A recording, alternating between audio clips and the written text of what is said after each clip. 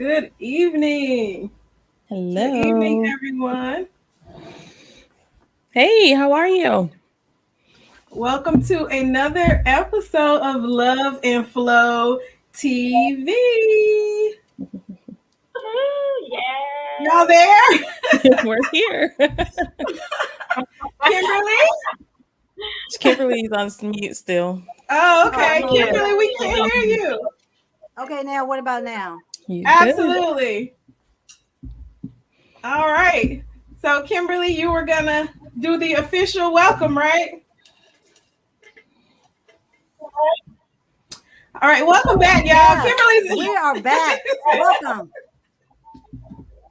Kimberly's in a zone.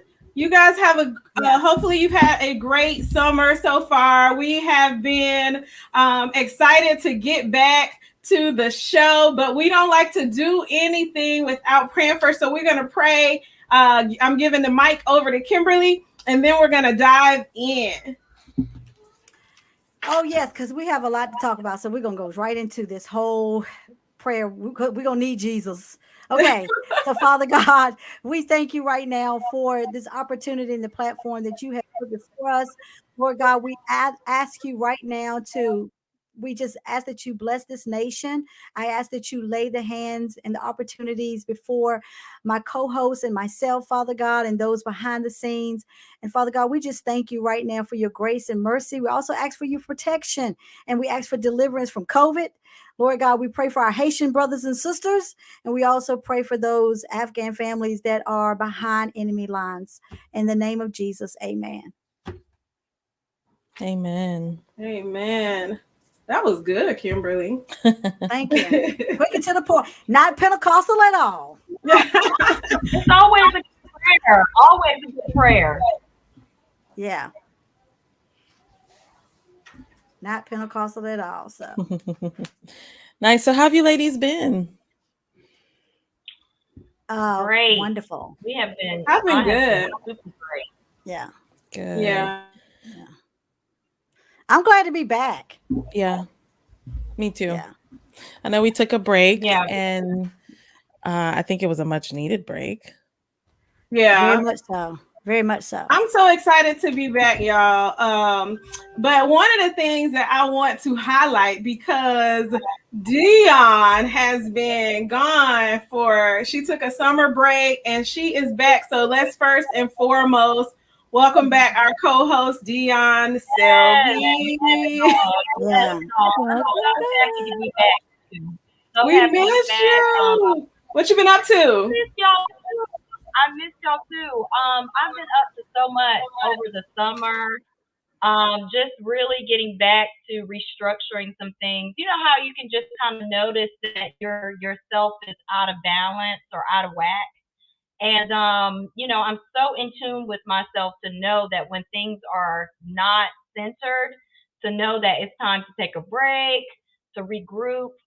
So over the summer, I took some time to restructure some things at work. I took some time to restructure some things at home. It was the summertime. Summer is just so important to me and Nina, and really just getting back to spending that time with her, that one time. It's fun. It's summertime, so it's time to, do some fun things, hit the pool, go on vacations, things like that. And then I also got into a new relationship. So, I had to restructure some things with that as well and spend some time really working on getting to know each other and really, making sure that we're on the same page and going in the right direction. So it was just, a really good time to take that time to restructure and to just, recenter, refocus, and just make sure that I'm in balance. It's so important, and we're so excited about your new boo and all of Yes. the stuff that has Yes, happened. Yeah, and he's been so yes. supportive. Your events. What about your events? Tell us a Yeah. little bit about Yeah. some of the great events that you've had. Yeah, we had a wonderful back to school drive over the summer. Well, right in August to get the kids back to school. We raised $3,500, you guys, from the community, and most of those Woo-hoo. donations came from social media friends. So I really have to thank my friends on Facebook and on Instagram for all of their donations. We were able to help over 200 kids with backpacks, supplies, masks, hand sanitizers, and just the things that they need to start school off right and off safe. Then a couple of weeks ago, we just had our community event called 100 Men in Suits. And that was amazing as well. It featured my boyfriend, Andre, and his son, Billy, who has autism. So the proceeds went to, we raised for Autism Awareness. And we also, was able to showcase the men in suits in the community. They came out, the classic men, which is really popular on Instagram.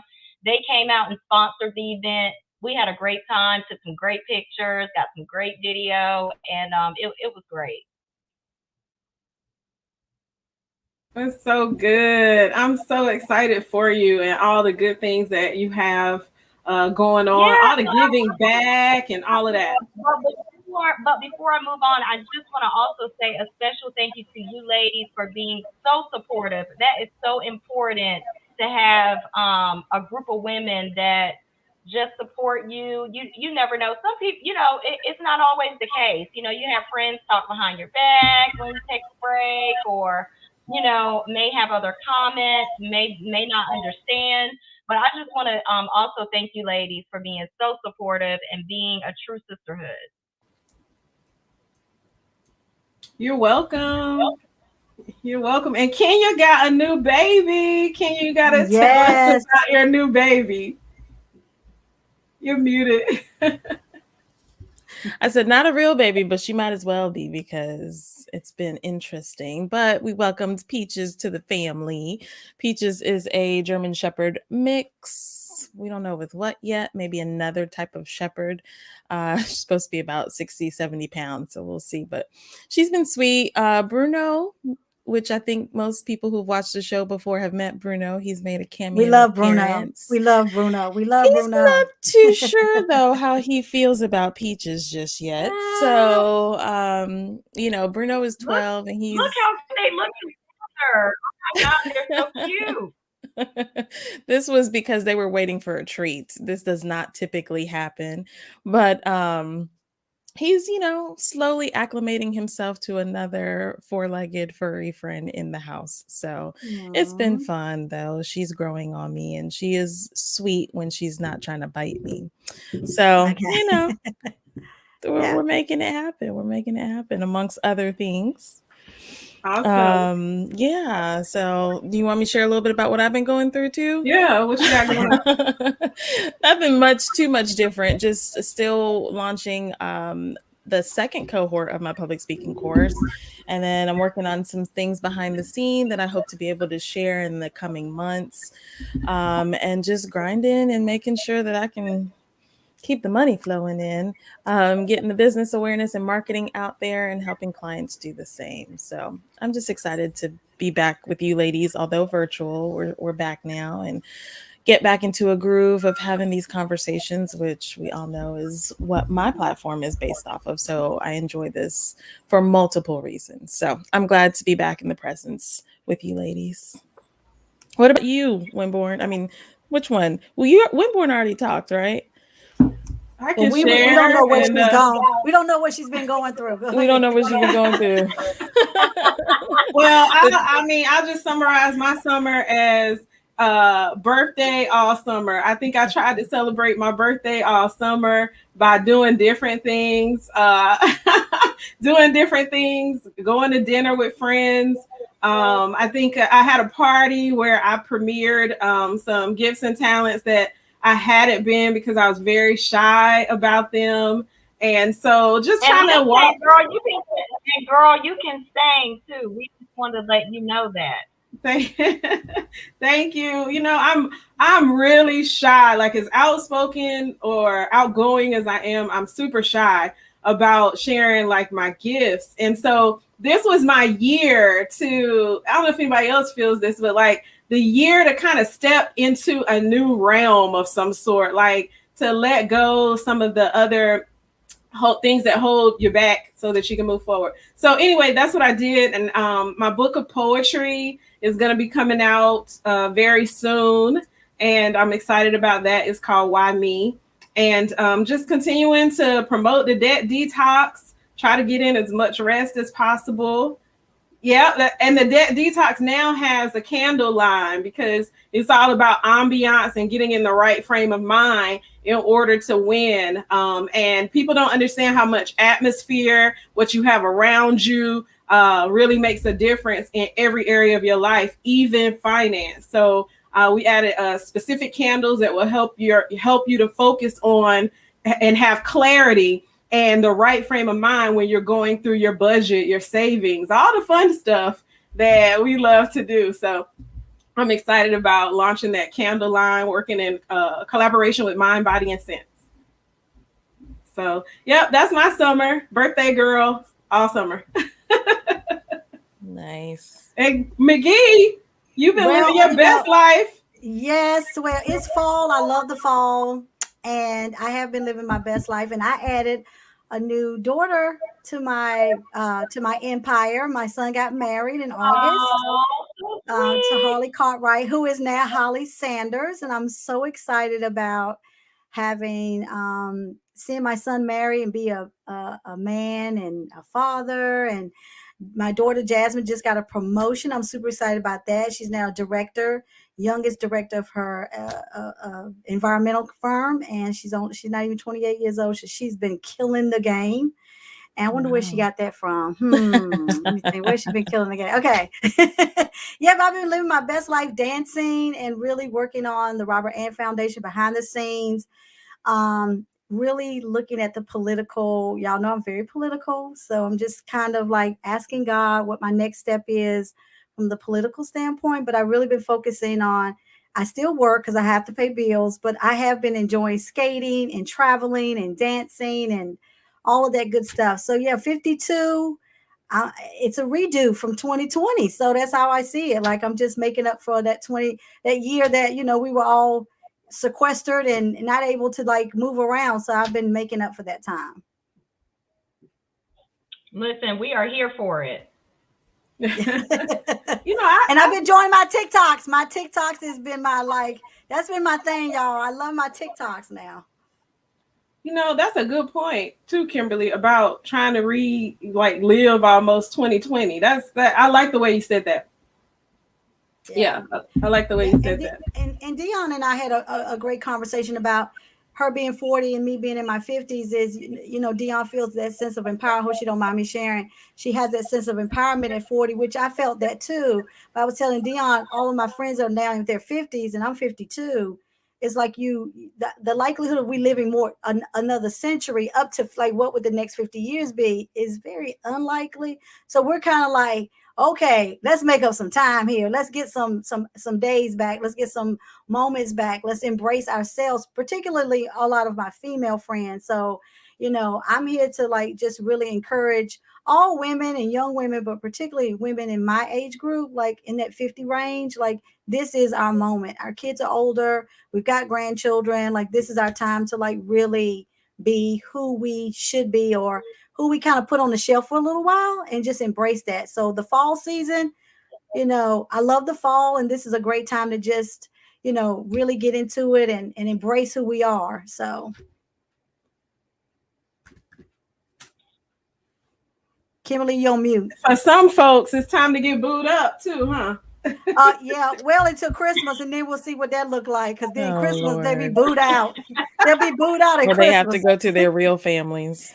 Well, no, well to their real families, and then they got the, there comes a little receipt because everybody expect Christmas presents or a ring Oh, Lord. or a ring. Subtle, but I love the fall Right. too, Kimberly. I do too. It's one of my favorite seasons. Yeah. What about y'all? It's in competition with the spring. I'm a spring baby, so I do love the spring, but fall is great. I hate summer, so as long as it's not hot, I'm happy. yeah, and I'm with anything besides winter. So winter, I'm not looking forward to.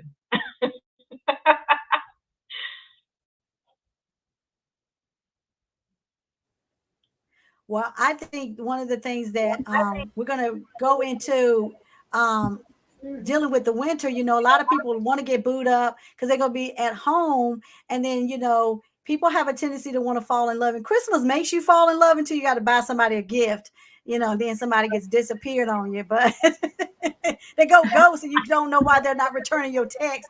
I'm just saying. So, Right. but one of the things that I think that is I think love is in the air. I don't know if y'all feel that. Like, to me, fall always kind of brings like love is in the air. Where summer's like, woohoo, let me do it up, let me turn it up on 20.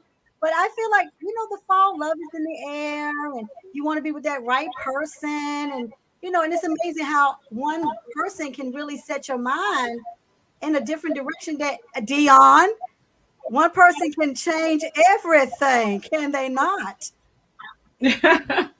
Listen, that is the absolute truth. That is the absolute truth. And I think that actually has a lot to do with compatibility. So, but I think that is the absolute truth because what you can have totally with, in a dating experience with someone or a couple people prior to may be totally different when you find that one, that special person. So I'm here for it.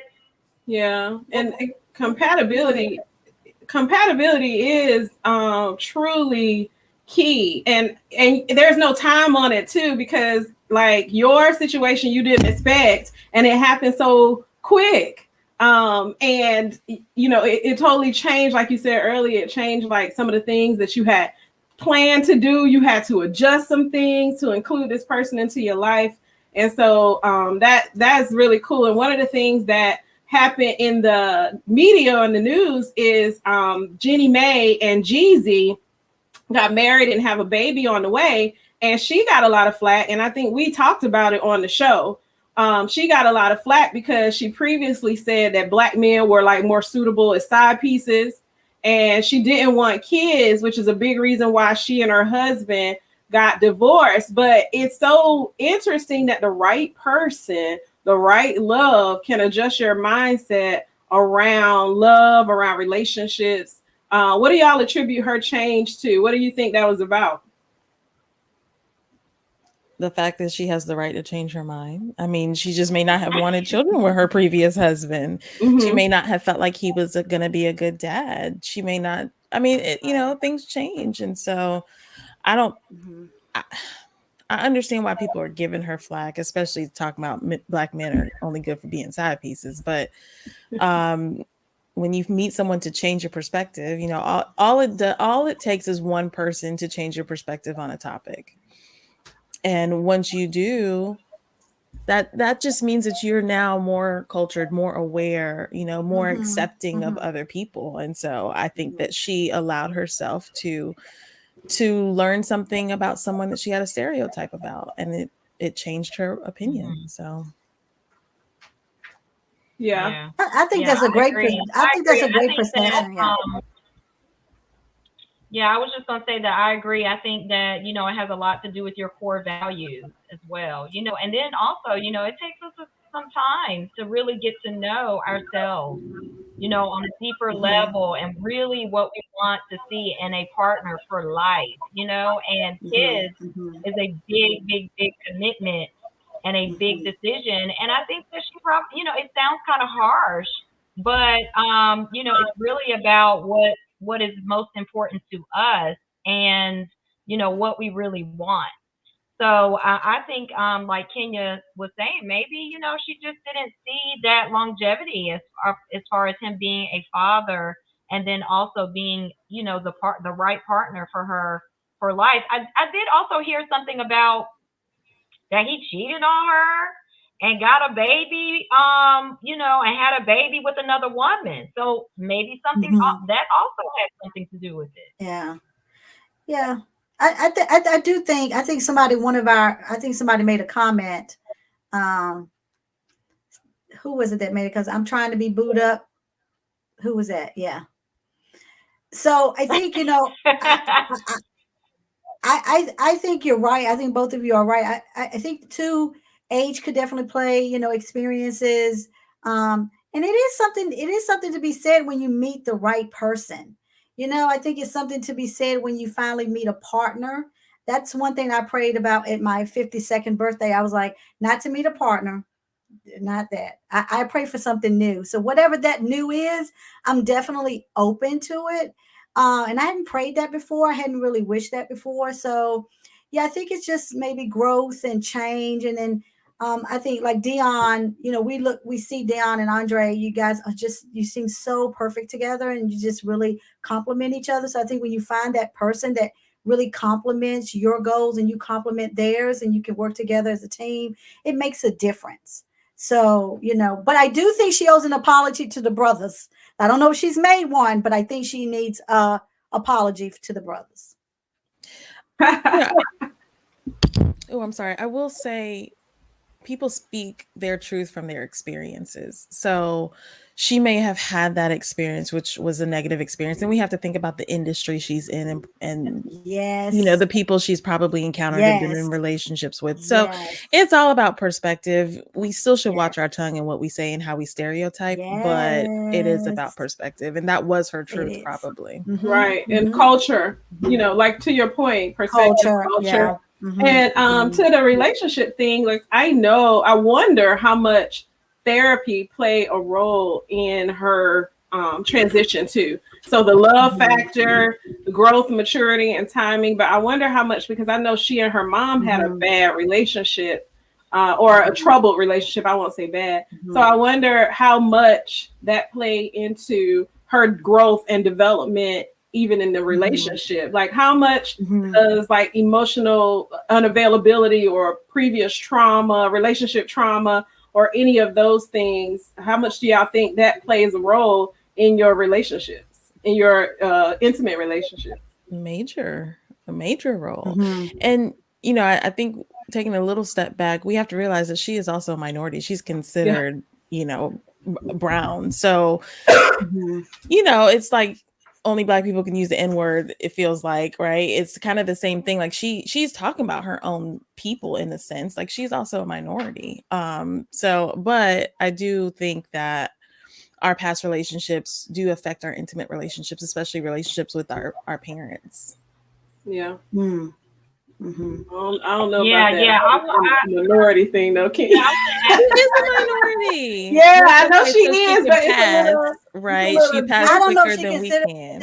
I don't know. I think no. She has a Facebook show, with her mom, and it's really good. Like her and her mother they're just like it's called Hello Honey. It's called Hello Honey. It's so good. Like her and her mom, they have great rapport together. And one of the things I think, now, but she's been very transparent about her transition through her culture, and at one point not embracing it because she's been taunted as a child coming into the United States. And then she's also talked about going through therapy, and her parents divorcing, and then they have a very unique relationship too, her mom and her dad. So she's been open about her therapy, even on the show of The Talk, and then on Hello Honey, just talking about the cultural differences, and then merging into the industry as an Asian woman. And she's gonna have here's the thing, she's gonna have Blasian children. So she's gonna have to really talk to her children. In my case, we only had to talk about it from my dad's perspective. she's going to have to talk about it from both perspectives, having Blasian children, right? So I think that's going to be interesting to see how she navigates that conversation on her shows and then on the talk too, and will of her transitioning from being an Asian woman married to a black man and then having Blasian children. Yeah, that's a whole nother show. Yeah, I was gonna Hmm. add to that too, because yeah, that actually was probably more of the reason of how she was able to open up to maybe that experience with Jeezy, because they do kind of have that in common. You know, once you Hmm. start to actually give someone a chance, you start to see some of those similarities, and those were probably some of the things that she started to discover, that they have the same experiences. As far as Hmm. being a minority. But the other aspect that I wanted to add, that I can kind of relate to, and just being opened up to a different experience, is the age difference between Andre and I, Mm. because we're actually 2 years apart. And I would never have dated someone 10 years older than me before, to be honest, because that was just not something that I thought of, as far as really being open to. But when you go through a situation and you kind of want to, start over, you want to start something new, you want to, just make sure that you're not closing yourself off to any opportunities that could be, your partner, your person. I also had to open up to the age difference. And that's just something, that I wanted to add, because sometimes you never know where your person could be, with him being black and her being Asian. Yeah, for sure. I mean, to just talk about your age difference, I don't see a problem with it, especially when I think the men are older and the women are younger, because as we know, I mean, not to say that we're more mature, but when you think about dating a man your own age, there is going to be a little bit of a difference, especially when you're on the other side of 40 or right at 40. When you get older, it starts to balance out a little bit more, but there's a big difference. There's a Yeah. big difference. Yeah, I think somebody said she Mhm. had a rebirth, and I think Dion, you tapped into it where there was some alleged infidelity. She has talked about it on Hello Honey, not necessarily the talk, because Hello Honey is really her show, and I follow her and her mom on Facebook all the time for the show, but she has talked about dealing with some trauma from previous relationships and the issues of abandonment and so on and so forth. So I think a lot of that therapy can definitely play a role in helping navigate your rebirth, so to speak, or seeing things from a different perspective, particularly when you've had trauma, because emotional trauma can hide in the crevices of your life because it's not as Mhm. visible as the physical, but it does manifest in the physical aspect of your life. It's just that we can hide it better, behind those glass doors, or those in the Mhm. Wizard of Oz. Don't ignore the man in behind the green curtain. It's like we can definitely hide those emotional PTSD moments when you've had trauma. And I know she shared that. So, a lot of us are dealing with Mhm. emotional PTSD. Yeah. That's Yeah, one of and the I'm things. so glad that whoever that was, I'm so glad that whoever that was about the rebirth. That's exactly how I would classify that as well. It's just like, starting over, um, you know, basically reflecting on your past and where you want to go in your future. So, how does that affect your relationships, your work, your children? What do you all think? And I think there was a comment about when you heal and you're in alignment, you attract better. That's a great point. I think we were talking about that on one of the posts in That's Love really and good. Soul or somewhere, but we were talking about as far as attraction. So somebody who's dealing with emotional traumas from past relationships, how do you guys think that shows up in all other relationships, from their children to their significant other, even work? Oh God. In so many different ways, I think. I think we need to recoin the word relationship, because I think as soon as you say relationship, people think intimate relationships between the sexual preface of what relationship is. But relationship can be brother, sister, mother, daughter, son and father, family. So I think friendships, you can have PTSD from a really bad friendship that just you were so loyal to them, and then they really, turn their back on you. And so I think it has definitely different ways. It can be from being distant and depressed, also promiscuity, sleeping around, trying to find that right person, anger, resentment, bitterness. I mean, it can manifest in so many different ways. You could be biting people's head off and be very short tempered, and you don't really realize that that short temperament is really because you've been hurt and you've been dealing with some emotional PTSD, and it can manifest. Any little trigger can bring you back into a space that can really throw you off. And I know Dion can speak a little bit about that as a life coach. There are just certain things that you think you're just, whistle while we work kind of mentality, and all of a sudden this pops up and you're like, where did this come from?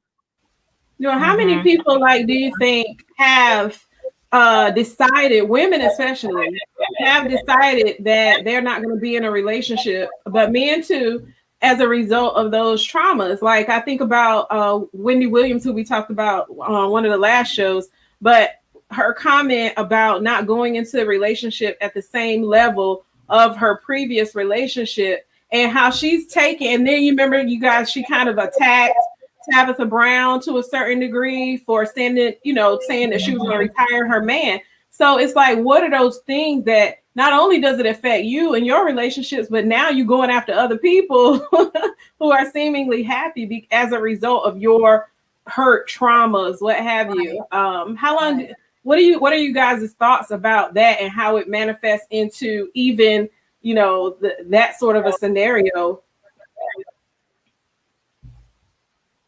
Yeah, I was just gonna say, well, I think that there's so many levels to trauma, to toxicity, and just to the damage that can happen from a prior experience.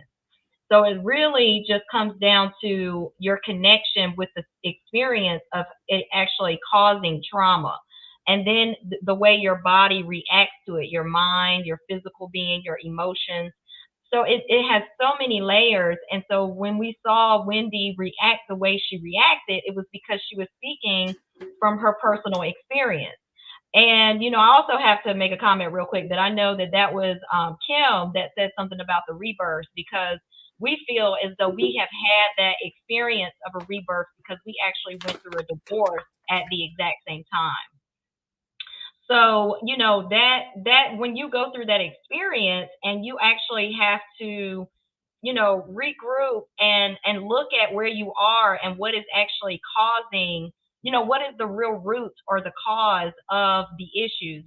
There's so many things that you have to unpack.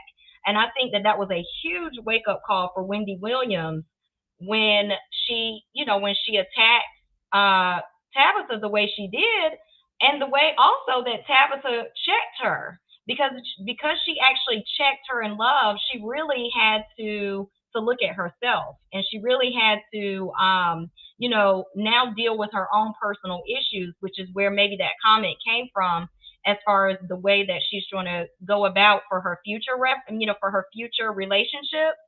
So because if she had checked her with anger or just a messiness, or just not as classy as she did, then that would have given Wendy an out to basically lash back at Tabitha. But she wasn't able to do that. She had to look at herself. Absolutely. That was a great point, Dion. One of the things that we were talking about a second ago is emotional unavailability, and how that really ties into that emotional PTSD and really plays a role in relationships. And I remember we were talking about therapy. So I remember, guys, sort of going on a journey to love instead of running from it. And I signed up for, you guys know Love is a Parable, because we've been on their show, but I signed up for the course, the love advocacy course. This was about 2 or 3 years ago, just because I realized that I had some stuff going on with me around love, some emotional, I'm going to use Kimberly's term that we're using tonight, emotional PTSD. And it wasn't necessarily from trauma from a relationship, like to your point, intimate, but just so many different layers to where you begin to have a negative identity for love. And I had to realign or reassign, put it in its proper position as to what love is, instead of taking what people have said love was, or done actions behind that word love, but it really wasn't love. And so that's one of the things that I'm really, really tapping into now in my life, like what truly is love and what isn't. And that was a part of my therapy. I think if I hadn't gone through that, then I wouldn't be as open to it as I am now. Is there something that you guys can pinpoint in your life around therapy or anything like that, where you had some sort of an eye-opening experience as a result of that, to be able to now be in a healthy space? I'll say I'll add that I've had to first accept and understand that I am worthy of being loved. I think that that was a major, and still is, because the journey continues, a major part of this growth and rebirth that I'm going through, is to be okay with being loved.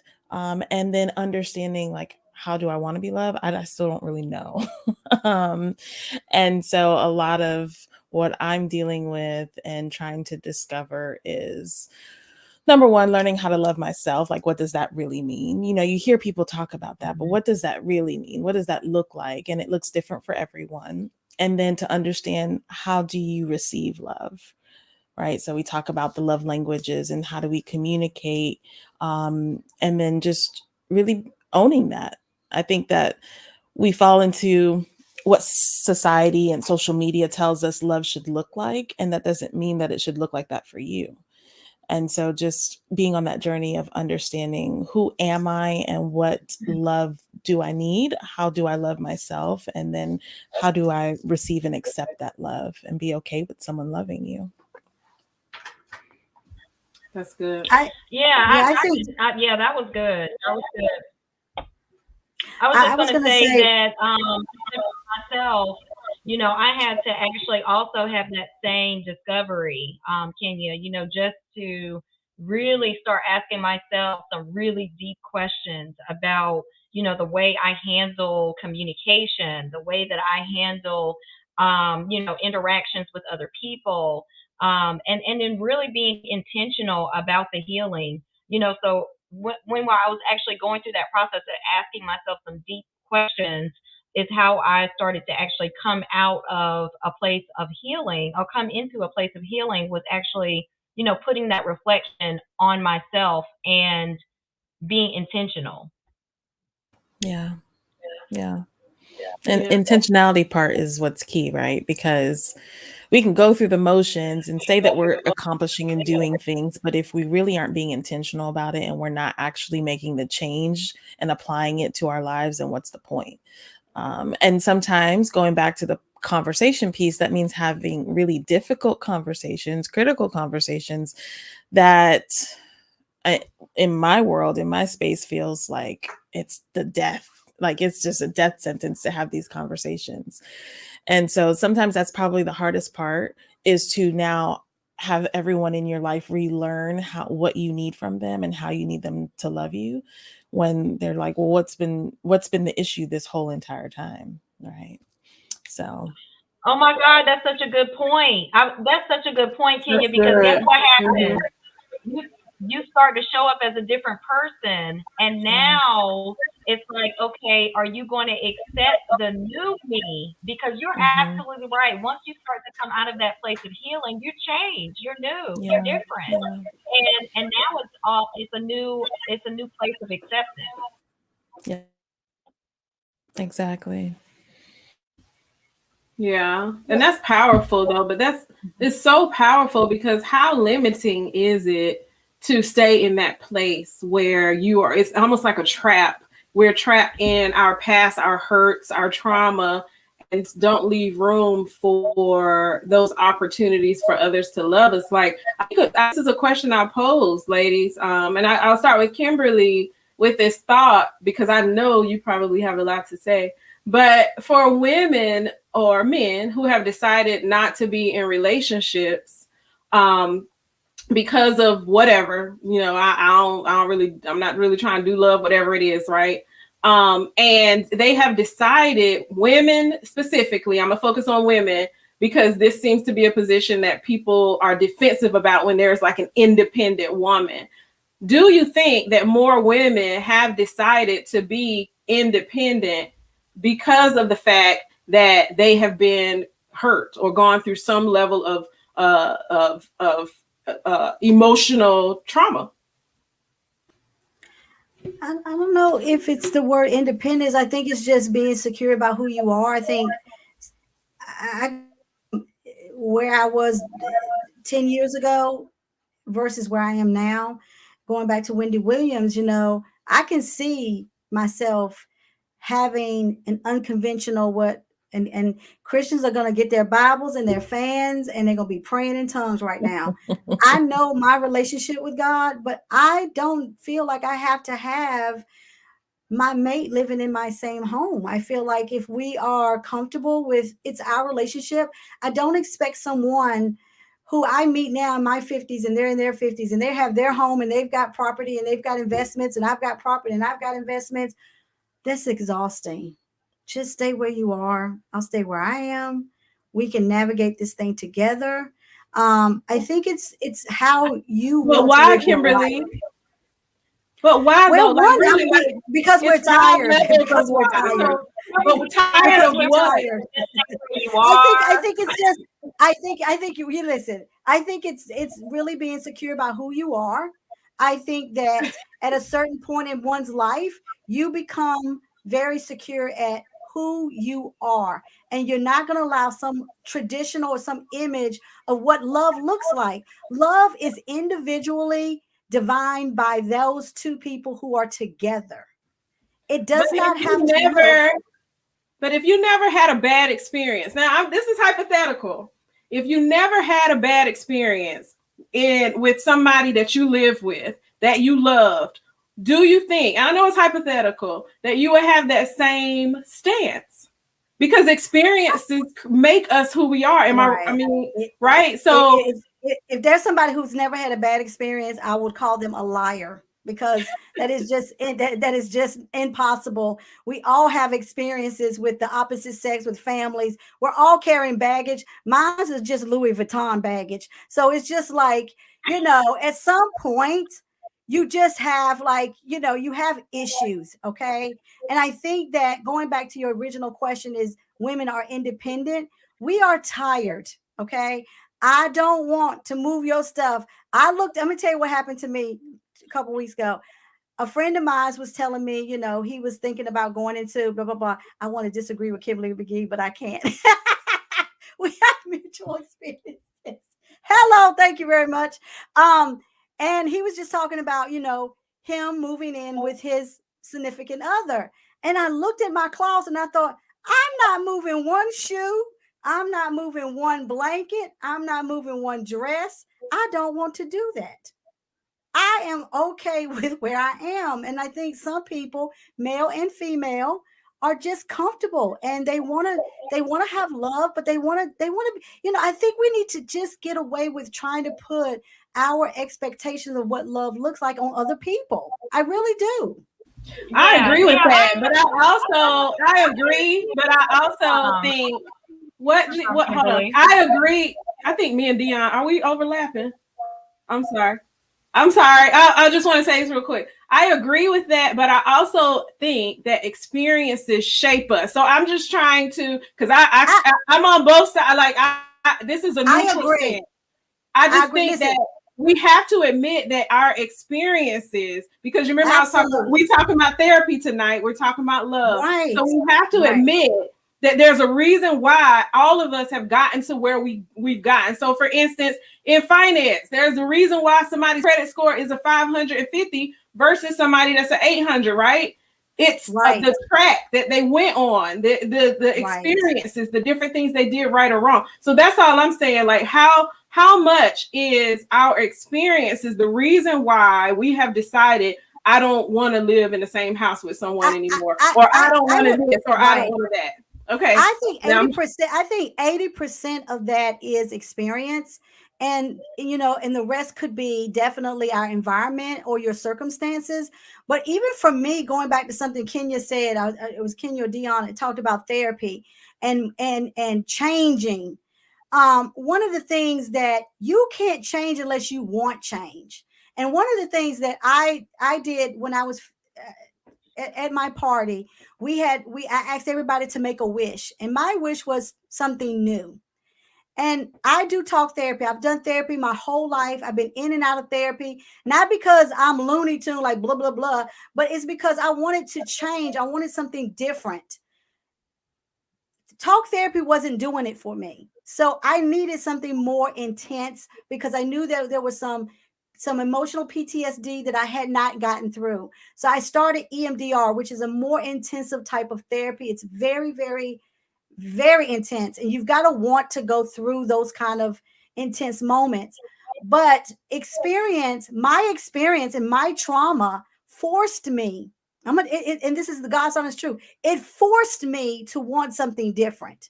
It forced me. So when I hear Wendy Williams, even though she was wrong in how she went at the Tabitha, which I think was based on her experience, her not wanting to coexist with someone and bring all of her items and all of her investments and anything into a marriage, that experience has forced her to live the way she wants to. So I think definitely, I mean, of course, I am no therapist, I'm no doctor, but I if I had to guess, I would say 80% of that is definitely our experience, because my experience has forced me to say, you know what, talk therapy is great, but I need something more. I need something that's going to bring me to a new plateau, a new way of thinking that's going to shift me for the next 40 years. If I'm blessed to see the next 40 years, then let it be through this process. Yeah, I wanted to respond on that, because I think that just like with the both of what you guys are saying, is that, you know, it really comes from a place of understanding and, you know, really talking through your needs. You know, and Kimberly McGee and I had a conversation about this a couple of weeks ago, you know, especially right now with me and Andre, of really just making sure that we're on the same page. Because the more that you communicate and the more that you talk about those experiences, you start to see, you know, where you need to kind of balance things as far as what you need, what I need, and making sure that, you know, we're coming together. And I also think that that place of security that you were talking about, Kimberly McGee, is where we actually start to, when we find the right partner, we're able to let our walls down. Because when you go through that rebirth and you've built yourself up, because I remember we were talking about this, when you've built yourself up and you have, you know, reestablished your confidence, you have rebuilt your self-esteem, you have rebuilt your self-worth, you know, you get to a point of independency and you get to a point of security, but you want a life partner, right? You don't want to live by yourself. You don't want to just be independent for the rest of your life. So at that point, when you start to open yourself up to now wanting a partner, you have to get back to that place of understanding and, you know, establishing those needs. So good. Do you guys think that women are too masculine these days? I think we get a bad rap for being masculine because we have to do so much. And some of it is out of necessity. I don't think that's always fair. But how are we defining masculine or too masculine? I was getting ready to say that, Kenya. Exactly. Mm-hmm. Okay, so and that the question comes from men who have said that women are too masculine, which means we're trying to be in positions where we're taking care of everything. We're not leaning on them for anything. We're kind of saying we don't need you, that sort of a thing. These now y'all don't jump on me. These are all these are all questions from from experiences and all that. So that's their version of masculinity. I want to respond to that. Yeah, I want to respond to that because Kimberly, remember we were talking about that just today about submission and softening our tone. Yeah. Because I have that issue sometimes. Being a leader and your tone and your direction is always assertive, but when you're in a partnership and you're in a relationship, you got to switch hats. And it's difficult to do that sometimes when you're always in that that leadership position, and you're always giving direction and you're always giving your input. My mom told me I had to learn how to be quiet. So, I agree. Yeah, I'm one of those women that has been accused of, being type A, boss, whatever, and so so I get it. But I think this is a good question. Go ahead, Kimberly. Well, I was going to say, like Dion and I had a really great conversation about that. And one of the things I told Dion, yes, we, as women, we don't have to have so much bite when we talk about it. But listen, if I'm so masculine, then come change my air filter in my house. I'll be glad for you to do that. And by the way, while you're here, the toilet needs to be fixed. And on top of that, you can go up in the attic and make sure my furnace is working and then I've got some tires that need to be rotated too. So if you're going to really if you're really going to get on me about masculine, then come over here because I've got some trimming that needs to be handled. And you can help me with that. I would love that. I think it's real masculine to vacuum and do the dishes. Yeah. I'll do my dishes. But see, that's what I'm saying about the partnership, and then also being able to let your walls down. When you have the right person, which is what I'm experiencing now, and you feel that balance, you're able to be more feminine. You're able to let go, and not have to feel like you have to do everything. But, when you don't have that type of partnership and, the other individual that you're with is, doesn't take initiative, doesn't lead, doesn't have input, doesn't make decisions, then you feel like you have to do everything. And that's what makes it so hard. So do you think we're in competition with each other? Do you think that women and men tend to be more in competition with each other? No. I think so. I like, what was that comment that was made about an insecure men make independence. Make a mistake. Independence from masculinity. And here's the thing. I've got I got some doors that need a new doorknob. You won't get a key to the house, but you can come and replace it. I would love it. Come on, help yourself. I think that out of necessity, women have had to, especially for me. Now, I will say this: I've been busted.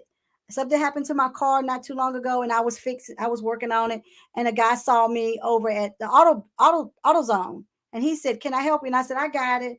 And he said, "I'm here to help." And I said, "Thanks for the check." And I moved to the side. He helped me. I offered him a tip. He said, "No need. I don't like to see women, do this." I was changing my air filter in my car, and then I was, I know how to change my own, like tap off my own fluids. And so that's what I was doing. And he was like, "No, I can help." And so going back to what Dion said, it is when you're so used to having to do it out of necessity. It for me, I'll speak for myself. It is kind of hard to shift, but when you have someone that is genuine and want to help, then that you need to have the sensibility to step back and not feel like he's trying to rule over you. Right. Now, Carrie Lynn Miles said, and that is so exhaustive. So that's leads into the next question. Like, does that powerful woman, this stance that we're saying, do you feel like it potentially could lead to more mental health breakdowns, trying to carry all of the load when it comes to being a woman, especially a single woman or even a mother? What do you all think? I think you're damned if you do, damned if you don't. Yeah, right? Definitely. Yeah. Yeah, definitely. Go ahead, Kenya. Yeah, no, I was gonna say, I feel like in the past we've been, as women, criticized for being too submissive or docile, and men would take advantage of that. And then the minute you step up and, you know, acknowledge that I can do these things for myself, or actually some women want to and like to. So it's not an issue of I need to. It's like I actually enjoy putting furniture together and fixing toilets. Like I enjoy that. So it's not a matter of me not needing a man to do it. It's a matter of what if I like it? And that's okay. But you know, I think it's just the gender roles that society has attributed to what we should fall into. The gender roles that social media have now portrayed, like women are now finding their voice, but that doesn't mean that we don't need a man beside us either. We don't need a man to complement that voice. It's just the person said it before. They mistake independence, or I would say even more so the fact that we know what we want or like to do, or where our voice is strongest, as some sort of masculinity or a threat almost. And it's not like that doesn't mean that we don't need men in our lives. It just means we know what we like and where we're strong at. I have no problem to say, hey, I can't do this and I need you to do this. Yeah. So. I Yeah, like to I think say, that's such jump a in good point that Kenya made, because what I did, ladies, is I removed the word husband, wife from my vocabulary. I only say partner now, because it's not the gender roles was actually driving me crazy. So Yeah. now I just basically stick to partner, because we should be able to independently do the same things independently. Like let's just work together as a team and help one another. Where I'm weak, you help me. Where you're weak, I help you. You know what I mean? yeah. And Yeah. both of us take out the trash. Yeah. I'm not taking out no trash. I'm not taking out no trash. You know And what I that's mean? Yeah, okay I can though. tell you that right now, Dion. I listen. I love him and I love you, but that's if he's here, I'm not taking out no trash. I can tell you that right now. Uh-oh. I'm not. I'm not. But that's I'll clean the okay. trash can. I will clean the trash can. Listen, I'll empty all the trash cans and put it by the big trash can so you can take it out. But I'm not taking out no trash. I can't. But I will say this, going back to something that Kenya said in terms of expectations when it comes to women. Women, and I don't want to sound like the victim, but we are expected to be a level of perfection or always be on Mm-hmm. without any fails, without any flaws. We saw that even in the Olympics during the summer. We saw that with Simone and even during the Wimbledon, and we saw that in the New York, the what is it, U.S. Open with Mm-hmm. Naomi. There's an expectation when it comes to our young girls. I mean, that just broke my heart to see young girls under that kind of pressure. But I'm so glad they had a voice. But it goes back to those expectations, like Dion said, male, female roles, and so on and so forth. We have this expectation for girls and women to be perfect all the time. Yeah. We get old. We have wrinkles. Why is that my wrinkles look old, but your wrinkles make you look dapper? Like, it's just rubbish, in my opinion. Like, it goes back to, why do we have to always be on or perfect or look perfect all the time? Well, Or that there's an expectation of that they should be she should be a perfect gymnast and push through. Naomi shouldn't have left Wimbledon because she was under a lot of stress. Like, why are we putting this even on our girls nowadays? I mean, we talk about the beauty standards, right? Like, I mean, they've set this standard of beauty. We talk about our bodies. Like, I'm always scrutinizing my butt. Like, it's not round enough, but the round butts that I see out here aren't real. And so we're seeing we're seeing. I know, They're listen, I not. look at my butt They're all the not. time. I'm Bro, like, they're why As does long as it not. they look get like listen, this? It as doesn't long look as they like get that. listen, your butt gets slapped like everybody else. So what difference does it make what it looks like? If he wants to slap the butt, he's gonna He's gonna slap the slap it. butt. You're right. Right? He don't care what that butt. If he likes you, he like, I like your round, I like your square, I like your tiny, I like your big butt, girl. That's You a know what's fact. That's a interesting? fact. Back to what you were saying, Kimberly, about Simone and what was her name? What's her name? Naomi. Naomi, yes. I'm trying to think of her last name. Saki. When women take a break, Asaki.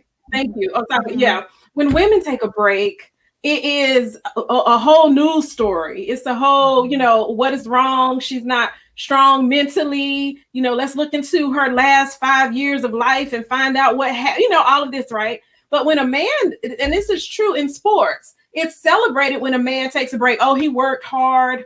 He scored a whole bunch of points to take them to the win.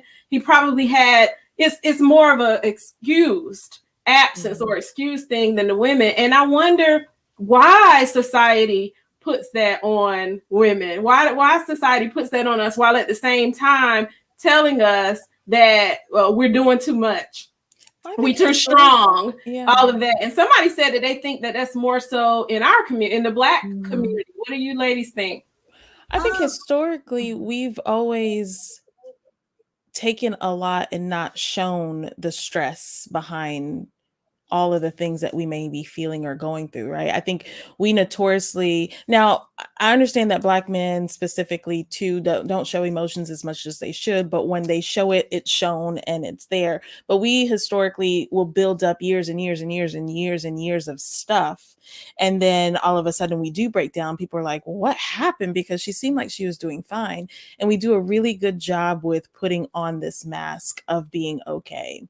And we don't talk about it, and people all of a sudden just wonder, well, what happened when the breakdown actually happens, because there was no precursor, or so it seems visibly, to the breakdown. And so I think that that's a lot of it, because let's just talk about the Black community and Black women. We have shouldered a lot over the years. You think about slavery, and you think about, post-slavery and desegregation times. Like, we supported the men and the family. We wore a lot on our shoulders.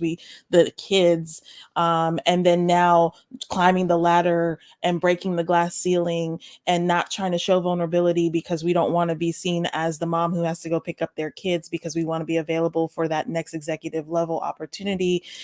Like, there's so much, because anytime we show any little vulnerability, it means that we don't get something. Right. So I think that that's a big part of it. Mm-hmm. Yeah, I agree, Kenya, a lot with what you're saying, especially that comparison of the competition, man, woman. But just even going a little bit further, you guys, I really think that it's coming from a biblical standpoint of, just the order of men being on a higher hierarchy than women, Adam, Eve. You know what I mean? So I think that it just basically is that mindset or that concept that has become, institutionalized with our country, as far as it being based on biblical standards, also within our community, within our Black communities. Most of the Black community is Christian. So we have that concept also institutionalized in our families, like Kenya's saying, from slavery, things like that. So when you think about the root of it all, that's why it's so much competition between us and man, because if we don't, we've had to fight all these years for rights, to be able to do the things that we've been able to do, and then having to compete with man to show that we can actually do those things, if not better sometimes. You know what I mean? But we're also still flawed. We also still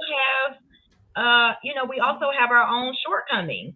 So like Kenya's saying, as far as being able to speak to those vulnerabilities, thank God we're now being more brave and having more courage of speaking out on those things, like Simone did, because I was so proud of her for speaking out and saying, hey, I am at the top bar, but I'm not a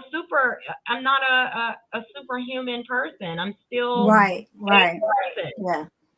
Well, here's one thing I think we have to remember, going back to a little bit of history. Women are 200, we're 200 years behind equality. We're 200 years behind equality. So going back to Kimberly's Winborn's question is, why do women have issues like this? It goes back to Who's been controlling the narrative? Who's been making the rules? Who's been controlling the system? So when you're 200 years behind equality, and there was no equality, women couldn't own property, they had no rights for their children. If their fathers left them money, if your father left you money, a dowry, your husband controlled that money. You couldn't even go to a bank to withdraw your own funds. Even though you could have been a wealthy heiress, you look at Nancy Duke. Her father left her all of that money, but for years she didn't control it. Her husband's controlled it. So it's just like, we still have so much catching up to do. And even we're talking about the United States, we still have women that are underserved, marginalized in Afghanistan, in third world countries, in African countries, in Muslim countries. We still have women across the board that still don't have rights to vote. They don't have a voice. So yes, and then we have women that deal with more anxiety than men, depression than men. And going back to what Kenya said, historically for Black women, women of color, like my grandmother, they didn't have time to break down. And if they did, they probably did it in the tub and called out the name of Jesus and really released it then when nobody heard them, because it was not socially accepted to show that kind of emotion. They can show you going off. Everybody expects you to go off and be sharp. But to show vulnerability, that wasn't allowed. I know my grandmother and my great-grandmother, as strong as they are, I remember seeing them very few times, maybe once or twice, where I saw them actually break down. Right. And then as soon as they saw me or any of the kids see them, it was wiping the tears. Grandma's okay. Granny Pooh's okay. It's all right. Absolutely. It's all right. And then dress it up and carrying around all of this pain and pressure. Absolutely. And one of the things that I want to clear up is that one of the things I want to, Dion, I think, I don't know, am I muted? I think we keep overlapping. I apologize. But I was saying, I wanted to clear up what Al was saying, that he doesn't think that that's in relation to sports. Like, I think those dynamics of being able to take a break is just for white people. We weren't talking about that was just for white people. At that time, somebody had said that they feel like that it's more prominent in the Black community, that we were talking about relationships. So I just wanted to clear that up, that we didn't say that the dynamics of being able to take a break is just for white people in sports. So just wanted to clear that up. Okay, go ahead, Dion. I apologize. I was just going to say, it's okay. I was just going to say that that's now something that we're having to unlearn, though, to Kimberly McGee's point. That now that badge or that banner of honor, of strength, and dealing with all the pressure, all of society's struggles that they put on us in our community and in our, in our own self. Now with us taking on all of that, as our grandmothers did and as our other, our parents did in those times, because obviously they had to. But what we're realizing now is that has caused us trauma. Now we're having to actually learn all those things and unveil all of that, and now be able to actually stop and be open about how stressful that is to carry all of that load. Yep. I think Kimberly was talking about some of the statistics, and speaking of carrying the load, women are 2 to 3 times more likely to be diagnosed with general anxiety disorder than men, and have higher self-reported anxiety scores. So we're reporting it more too, which goes back to the conversation that we had in a few shows ago about women going to speak a little bit more when it comes to mental health, but men are growing in that area as well. Yeah. In the United States, women are 2 times more likely to be diagnosed with panic disorder than men. Mm-hmm. And then when it comes to mental illness, the sexes are different. Women are more likely to be diagnosed with anxiety or depression, while men, this is interesting, tend towards substance abuse, or antisocial disorders, according to a new study published by the American Psychological Association. So how can we and why should we make taking breaks a new normal? I think it's definitely time. I think we're seeing a new generation. Like, um, I have to say, I always tease millennials, that they're entitled and so on and so forth. But, I have to say, I am impressed with this new generation. My children and your girls as well. They are getting it, and they are getting it early. They are open to conversations. They're open to being exposed to different types of conversations that, we were told to be quiet, don't talk about it, it's not allowed, you don't express yourself in that way. So I think that taking a break, I think we're learning, but I'm hopeful because as we're learning, our kids behind us, it's going to be natural for them.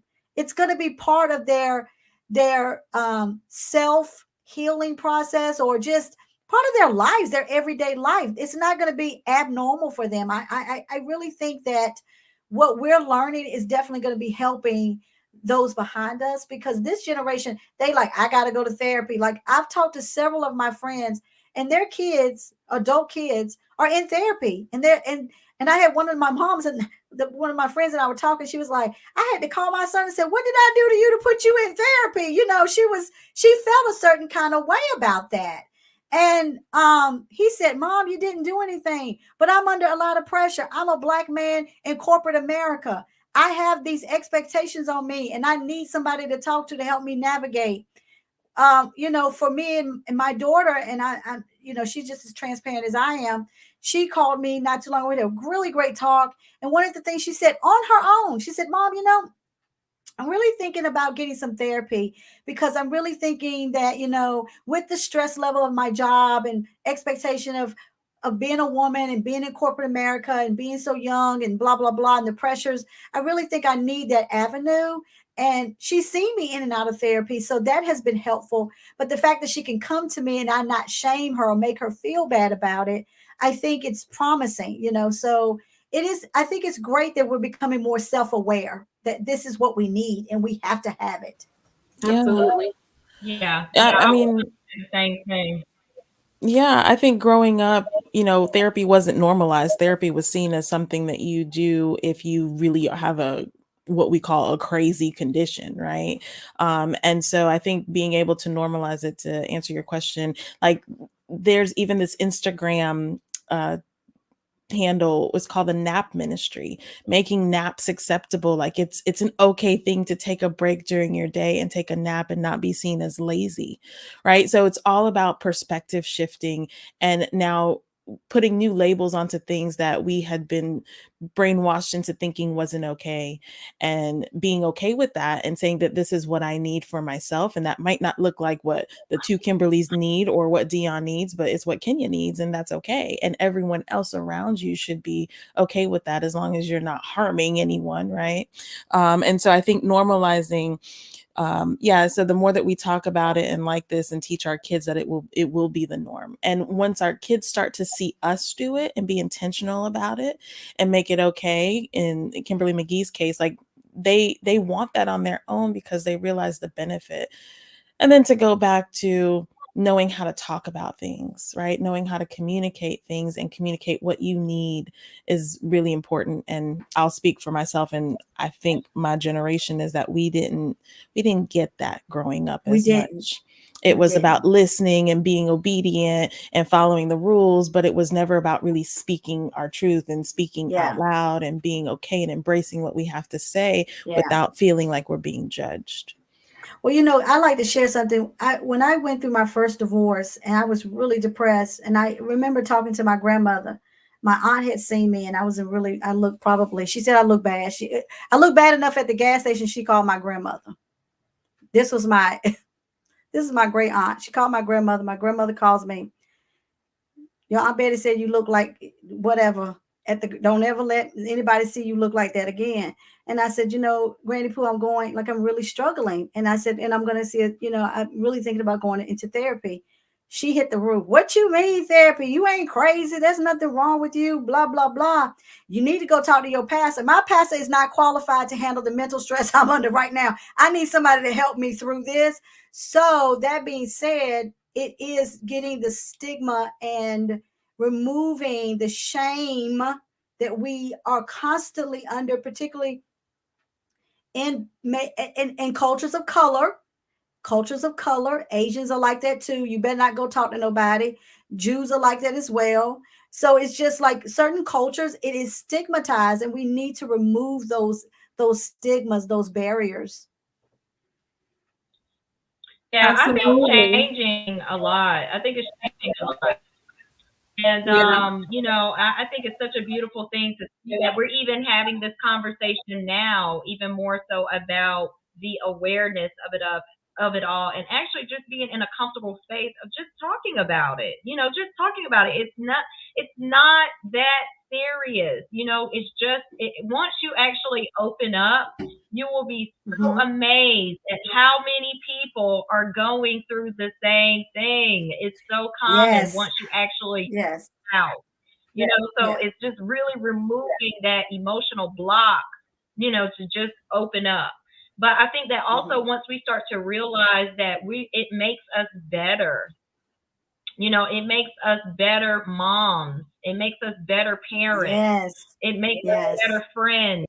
It makes us better partners. Once we start to realize that it actually makes us better, and we start to actually open up and start to, relieve all of that, anxiety and all that depression and stress that's in our bodies, because it's also very, very toxic to your body to hold on to all that emotional stress. It causes so many other illnesses in our body. So once we actually we start to learn the awareness of all that, we start to realize how much healthier of a person it makes us. So why would you not just open it up? Absolutely. And I think about what Kimberly was talking about with her grandma, and how we were all talking about we didn't necessarily feel open to have our voice or speak our voice as kids, and then what that develops into. But I think about they could only teach us what they knew, right? Just like we can only teach our kids what we knew, and that's what we give them exposure to other things. But one of the things that culturally many, and even just as a gender, many women are taught to just suck it up and move forward. Just suck it up. You got stuff to do, move forward. And unfortunately, Black women especially, we are known for the highest rate when it comes to heart disease. And I think about the fact that, and my grandfather said, I might have talked about this before, my grandfather said something to me recently that stuck with me, because my grandmother had a stroke about 3 years ago, and her sisters, both of them, are in wheelchairs and limited speaking, things like that, because of strokes years ago. And then he was like, that run in your family on that side. And that really hit me. And I was just thinking, like, what is it that they potentially internalize? Because my grandmother walked, she took care of herself, she wasn't diabetic. What stress, back to what you were saying, Dion, could they potentially have taken with them throughout their lives, where their voice was stolen, or just whatever? You just suck stuff up and don't talk about it. I think we're definitely conditioned to just suck it up. And then long term, back to what you were saying, Dion, it manifests itself into an early heart attack, an early stroke, all these different things. Yeah, I just want to add one more thing too, because Kimberly Winborn, we have talked about this before too, as just far as having better practices of ways to deal with the stress, because and the anxiety and all these different things that we are taking on and just dealing with and pushing through and just getting over, child, because we be getting over a lot, like just that we actually just deal with. But we talked about this as far as like just the natural things that we were never taught. We weren't taught to go to therapy, to meditate, to change our diet. We weren't taught those things. So we were only taught really to pray. That's it. So it also, has to do with what we were actually taught in the ways to deal with it and to actually push our ways through that. So, we weren't really given any other options. Dion, when you talk about pray, we forget in the Bible it says, "My people perish because of lack of knowledge." And even God himself established knowledge. So when we are so super spiritual and we add everything into praying and laying on hands and so on and so forth, and I'm not here to bash the church as a Christian, but I know this: you cannot ignore knowledge, because the word of God itself says, "My people perish because they have lack of it." And that the world system or the world ways of doing things is more profitable than the way of this. Why? Because there is profitability and sensibility, and we don't use profitability or sensibility. Sometimes we like to over spiritualize certain things. So I think you're absolutely right. I think it's just one of those things that we have to be cognitive of, we have to be sensible about, and we have to understand, like, of taking care of our bodies. And not everything is going to go through prayer. Some things are going to go through action and doing what you're supposed to do. And I mean, I think you do both. So I don't think that I think for some reason for many people that's a frustration when people say, oh, I pray about it and then that's that, or you go pray about it when somebody's really going through something and then that's that. Like, I think that's frustrating for people because there is another step. Like, sometimes you pray, but God also said for us to be in community with each other. So sometimes you pray and then you may need a girls' day. Like somebody just said they want one with us. sometimes you pray and then you also pray with your pastor again, or you call your therapist and you talk that thing out. So it doesn't. So that just as an answer alone, I know for many people can be frustrating, but I don't think you eliminate it, but I think you couple it with that other thing that you need that's going to be healthy for your mind, body, and spirit in order to move forward. Like, I think you couple it. And so who is that said they want a girls' day with us? I know we gotta see who that is. Yeah, because we are name down. Yeah, I can't see the name. I have to go and look, but you need to post your name so we can know who it is. Kim, can I jump in real quick to something? I want to thank Dion real quick though for mentioning some of the techniques, because that's significant. Like, thank you, Dion, for mentioning some of the techniques of things that people can do in order to today begin to get that self-care, because it's important. Yeah. What are you gonna say, Kimberly? One of the things you said about going to your pastor, and I have pastor friends, so all my pastor friends who see this, I'm not beating you up. But if you go to your pastor, they can give, unless they are qualified, clinically trained to handle certain things, but you need both. You can, if y'all go to your pastors for marriage counseling, that's great because they can give you some spiritual, but you're going to need a professional if your marriage is in trouble. Pastors are great spiritual guidance. Unless they are qualified in that area, you need to have both. Like you said, Kimberly, it's going back to making sure there's balance. I think it's too many times we put too much in our pastors' hands. They are humans just like we are. They can make mistakes like we are. But if they're not qualified clinically and professionally licensed to handle certain things, you need to go to a professional for that. Honestly, Kimberly, I think some pastors are probably standing up like, thank you for saying that, because I know that they, I've talked to pastors who have said they felt the burden, like they know that that's not their area of expertise. And I've heard sermons where they said, you come to me for your spiritual advisement, go check out a therapist for that other stuff. And I gladly co-sign on that. So I think probably some pastors that are watching are standing up like, yes, thank you. Dion, you were going to say, and then we'll close out with some announcements. Yeah, I was just going to say pretty much the same thing. In addition to obviously your pastor, same thing with their diet and our health. We need to, obviously go to our doctors. God put the gifts in his people for us to be able to take advantage, of the professionals that are actually out here with those expertises. The other thing that I wanted to say was that one of the scriptures is faith without works. Let me add that S so that we catch that. Works. so faith without works is dead. So that means that, you can't just have faith, you can't just have prayer. You have to have that all of the actions, plural, behind it. Absolutely. You better emphasize that. Uh. Yeah, multitude of works, not just one time, an ongoing transition of works. Well, one of the things that we commonly like to do here is highlight and support initiatives. And so, as we wrap up, we want to take the time to highlight some ways that you guys can partner with us to bring awareness to some national and global issues, even some local things. As we mentioned earlier in the show, Dion has been doing some stuff in the community. Kimberly has her foundation. I have my nonprofit. Just all of us are out here doing things in various areas of service. Kenya came on to the Praying CEO recently and taught us a little bit about public speaking and communication.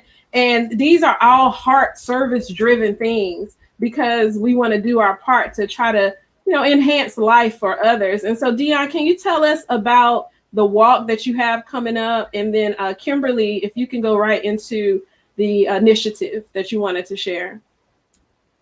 Okay, yeah, you guys. So one of the major things that has come together between Andre and I, my boyfriend, is that we have community service in common.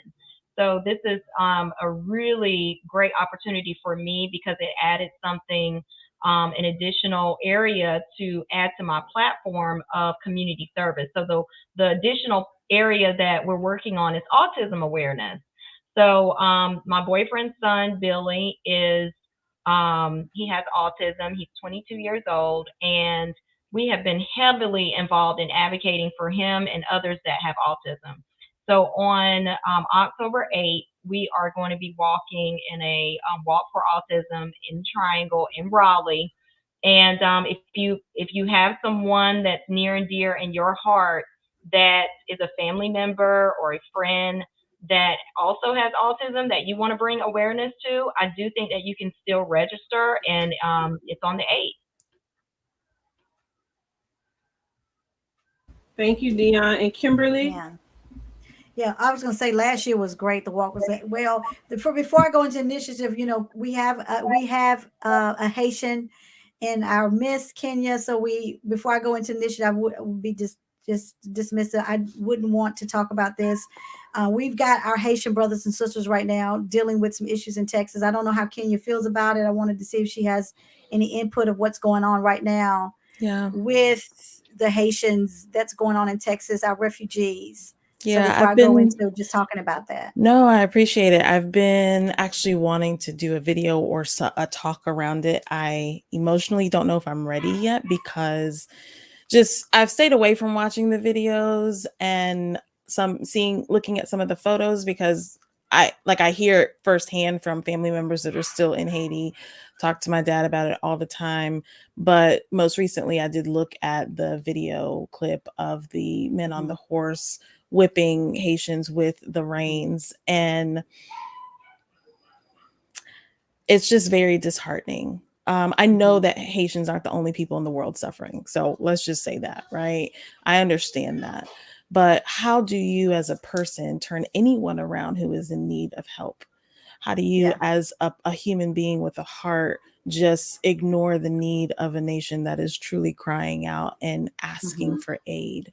And so even today, right before the show, I saw there was an explosion or something was on fire in Cap Haitien, which is the capital. And just knowing and understanding day to day, my family, these people, they just really have no hope. You have a president that's been assassinated. Before then, you've had earthquake and then another recent earthquake that's devastated the island. And just think about the years of repayments, right?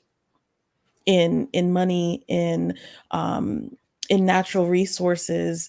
It just feels like, as beautiful as my people are, we cannot be seen in that way because everything has always been a light of negativity.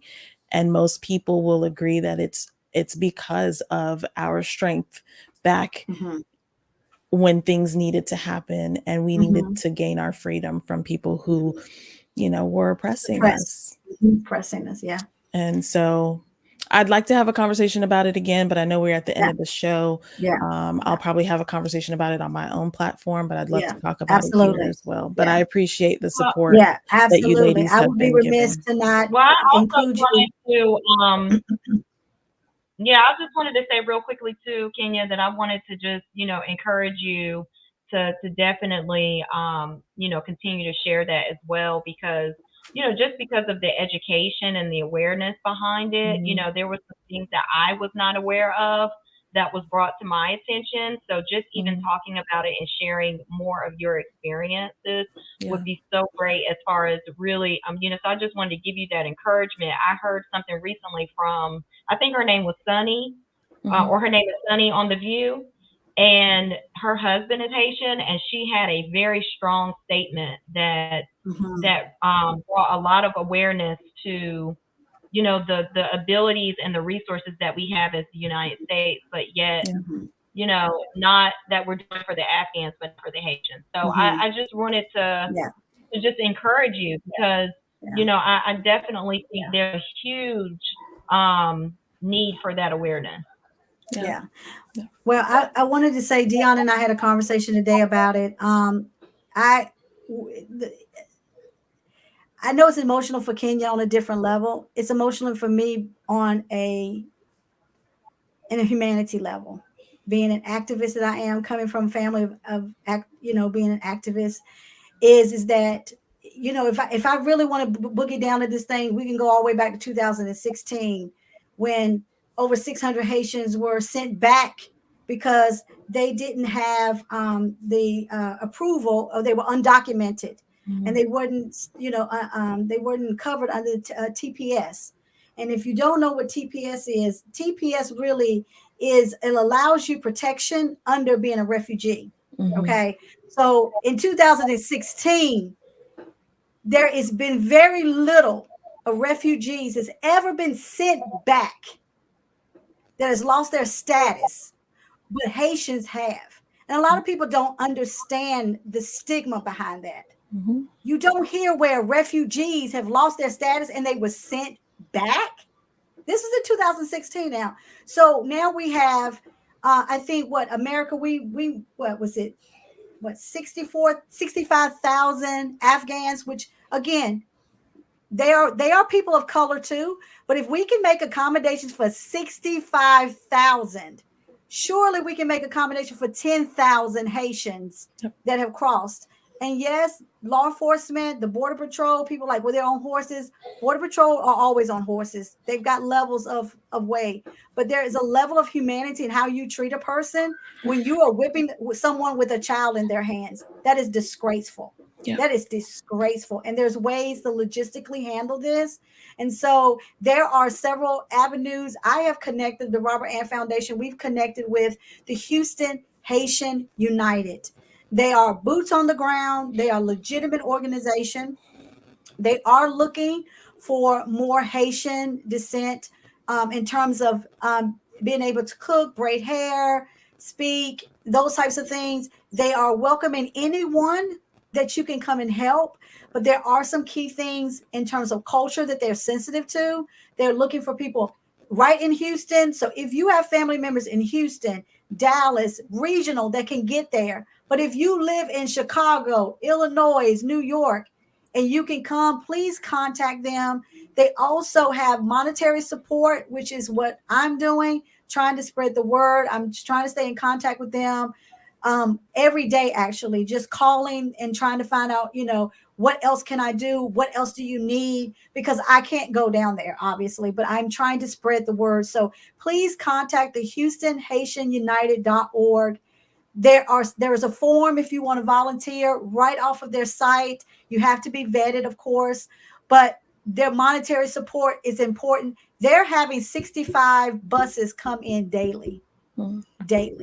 And they are a small organization, and they're feeding, clothing, educating, processing, COVID. I mean, there's COVID tests have to be done. There's so many different things that need to be done. So please help our Haitian brothers and sisters. We cannot ignore this. And please call your local representatives, because North Carolina has pledged to have about 2,300, I think, or more Afghans in North Carolina. They have pledged that. Each state has kind of pledged that. Call your local representatives like I have and force them to make a pledge. And don't tell me that the federal government, you got to wait for them, because I laid somebody out on Friday when she said, "Oh, we're waiting." No, you don't have to wait. Listen, election time is coming. You want to get reelected? Be a person of action. Force our local representatives to make a stand and say, we're going to bring 6,000 Haitians in, or we're going to bring these families in, and make those accommodations. We can do that. Absolutely. Thank you, Kimberly. And we love your passion, and all of the things that we can do from our end to support these causes. We try to do.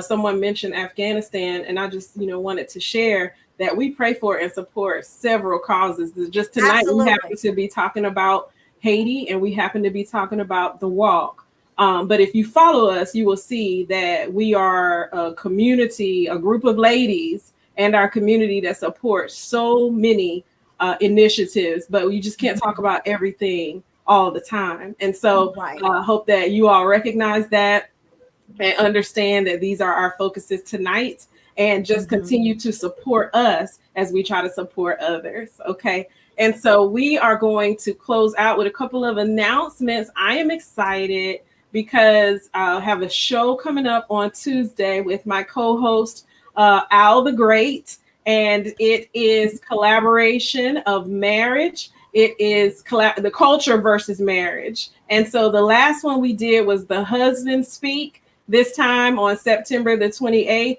the wives will speak. And I think we have the flyer. Let me see here. We'll try to pull that up. But the wives will speak. So I'm excited about that. The culture versus marriage on Tuesday. There we go. So we have Tawanda Johnson, who is also called the wife coach. We have Ursula Rowland, who is a pastor's wife, first lady, and powerful, dynamic woman of God with Life Worship Center. We have Laisha Webb. Her husband is Maurice Webb. He's been on Coffee and Collaborations. And we have Diane Taylor, who is one of the founders of Tailor Made Publishing Company. So it's going to be good. The last one with the men, the husband speak, that was fire. We got so much great feedback. So we're excited to have these ladies on Tuesday, September 28th, live right here at 8:00 p.m. And then our next show, reminder, go ahead and mark your calendar for October the 23rd. Our goal is to have a live studio audience. So for anybody that's interested, we will be asking for you to wear your mask, all of the COVID restrictions and things like that. But we are excited to have hopefully a live in-studio audience for our next show on October 23rd. We haven't done a live in-studio in so long. I don't even know. I don't even know when it was. I want to say April or June or something of 2020. Yeah. I don't even know. But so that will be so exciting. It'll feel more like a party. We'll get to see some live interaction. So mark your calendars, guys, October 23rd. Did you guys have anything that you wanted to say to wrap up? Pastor Cooper said he gonna be in the audience. Woo woo. Yes. Okay. All right, Pastor Cooper. He can bring some nuggets. Bring some nuggets with him. He can pray. He can pray instead of me praying. He can pray. He can bring some nuggets with him. Thank you, ladies, for addressing all of the world. Yes. Oh, and let's look at some of the comments as we close too. Yeah. Thank you, ladies. You all are extraordinary. Thank you for addressing all of the well-needed topics. I'm a fan of Coffee and Collaborations. Yes. Okay, appreciate that. Awesome. So that's some of the closing comments. Dion or Kenya, did you have any last things to say? Yeah, I want to just, thank everybody for following us. It has grown so much over the time frame of us, when we started the show. So just thank you to everybody that has been following on Instagram, Facebook, all of your comments, your interaction. It gives us life. You guys know that I'm always posting questions and different, thought-provoking things in our group. So also thank you guys for your interaction and your support in the group as well. So I just wanted to say thank you. I Awesome. ditto those sentiments. I ditto those sentiments. I want to thank my coach. I want to thank all my ladies, all you ladies, allowing me to be on this platform with you guys. It has been a true blessing. I'm super excited about what's to come, and we're gonna keep making an impact, keep making a change, and keep making that conversation look good. Awesome. Anything from you, Kenya? I echo the same sentiments. I think everybody has pretty much recapped it or summarized it in the way that I would do as well. I thank everyone for the awareness and conversation around, again, because I'm Haitian, specifically around what's happening in Haiti. So I do appreciate that support. But like Kimberly Winborn said earlier, everyone matters, and I'm grateful for the platform to be able to highlight all of those issues that need light brought to them. So thank you for watching. I think that's a perfect way to close. You all have a Yeah. great night. We'll see you next time. Follow us at Love and Flow TV on Facebook and Instagram. You can follow Coffee and Collaborations on Facebook, Instagram, Twitter, and YouTube. We'll see you all. Have a great rest of your Saturday. Thanks for joining us, and tune in to some of the conversations that we have in the group. You can start some, or you could just join in on the ones that we start. Be blessed. Have a great night. Bye. Bye, you all.